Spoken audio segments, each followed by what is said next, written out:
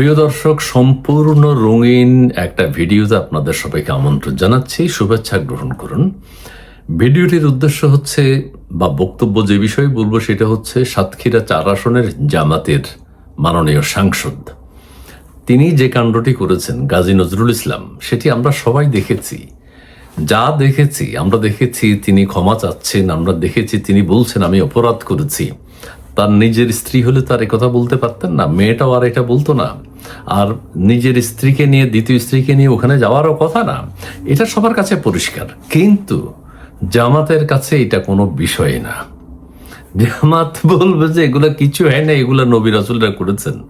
Already Rafiqullah Afsari, জামাতের অন্যান্য নেতারাও বলেছেন আমাদের নবী রাসূলরা ওই যে একজনের বউ পছন্দ হইলে আরেকজন নিয়ে যেতেন। ঠিক আছে, জামাতের হাইকমান্ডের নির্দেশেই ঘটনা জানাজানি হয়ে যাওয়ার পর জামাতের এই সাতক্ষীরার এমপি তিনি বলছেন, ফেসবুকে স্ট্যাটাস দিয়েছেন যে ও হলো আমার দ্বিতীয় স্ত্রী। ওই মেয়েটা হলো নাবালিকা, একটা ছোট্ট মেয়ে, 17-18 বছরের মেয়ে। আচ্ছা ঠিক আছে, সেটা বাদ দিলাম। ওনারা ওখানে মেলামেশা করেছেন, প্রায় করতেন, কিন্তু জামাত এটাকে মেনে নেবে, এটাকে নতুনভাবে উত্থাপন করবে, নতুনভাবে বলবে। এবং জামাতের নির্দেশেই ওই গাজী নজরুল ইসলামের ওয়াইফ বলেছে যে আমার স্বামী দ্বিতীয় বিয়ে করেছে। এতদিন কেউ জানতো না, এখন দ্বিতীয় বিয়ে করেছে বলছে। গাজী নজরুল ইসলামও বলছে আমি দ্বিতীয় বিয়ে করেছি, কিন্তু ওই হোটেলে বললো না কেন? যখন ধরা পড়লো তখন বললো না কেন? আবার ওই মেয়েটার বাবাও বলছে আমার মেয়েকে বিয়ে দিয়েছি, মেয়েটাও বলছে আমি বিয়ে করেছি। মেয়েটা এসএসসি পাস, তার জীবন বৃত্তান্ত দেখে যেটা দেখেছে 2008 সালে জন্ম, 17-18 বছর বয়স, তাদের বয়সের পার্থক্য 57 বছর। যাই হোক, জামাত আপনারা দেখবেন ব্যারিস্টার শাহরিয়ার কবির, ব্যারিস্টার ফুয়াদ, ওরা তো বেরি ভোকাল। ব্যারিস্টার শাহরিয়ার কবির দাদা উনি তো জান্নাতে নেয়ার জন্য বিয়ে করেছে। ব্যারিস্টার শাহরিয়ার কবির বলবে, দেখেন আমি বলেছি না, জামাত মানে জামাত, জান্নাতে যেতে হলে জামাত করতে হবে।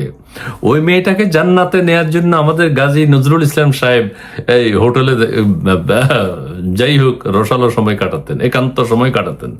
ব্যারিস্টার ফুয়াদ বলবে গাজী নজরুল ইসলাম যা করেছে খুবই ইসলাম ভিত্তিক কাজ করেছে।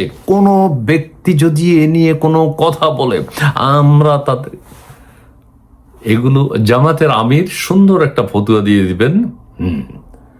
এরা প্রত্যেকে এগুলো কিভাবে কি বলে, ও তো ভালো কাজ করেছে। আমাদের এমপি উনি জামাতের আমির, কিন্তু সাতক্ষীরার, ওনারা বেহেশতে যাবেন।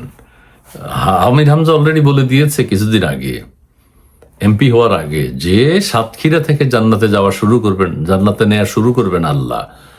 আমির হামজা জানে অলরেডি। রফিকুল্লাহ আফসারী বলেছেন আপনি আরো করেন, আরো বিয়ে করেন আপনি, মানে বিয়ে বলে চালাই দিবে এরা। ব্যারিস্টার শাহরিয়ার কবির আর ব্যারিস্টার ফুয়াদের বক্তব্য শুনতে পাবেন, জামাতের আমিরে জামাতের বক্তব্য শুনতে পারবেন। আরেকজন আছেন শফিকুল ইসলাম মাসুদ, সেও জোরালো বক্তব্য দিয়ে দিবে। উনি বিয়ে করেছেন, মনে হলো বিয়ে করুক বা না করুক, যা করছে এটা ঠিকই আছে।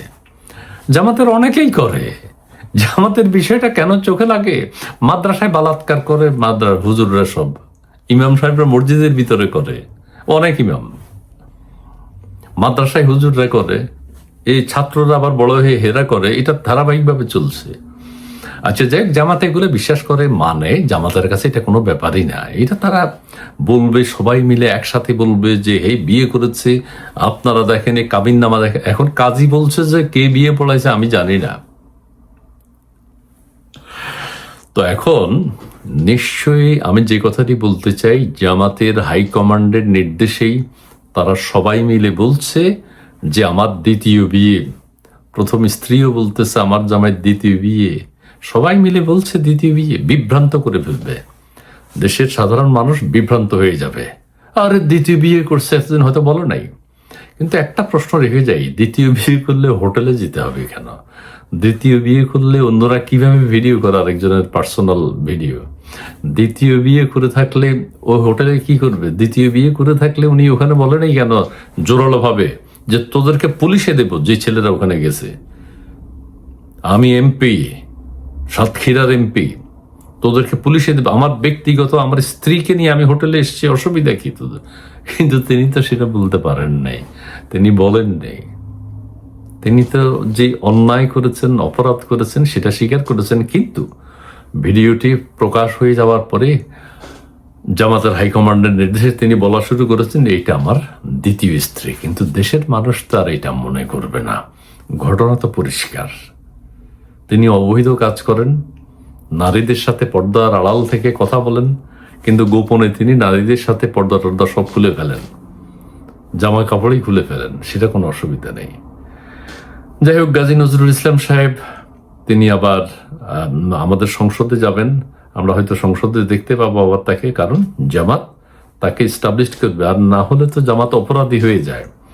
জামাত অপরাধী হবে না, জামাত এটা মেনে নেবে না। দেখবেন জামাত ফতুয়া দিয়ে দিবে, আমাদের গাজী নজরুল ইসলাম ভাই যা করেছেন ভালো কাজ করেছেন, একজন নারীকে বেহেশতে নেওয়ার ব্যবস্থা করেছেন। ধন্যবাদ।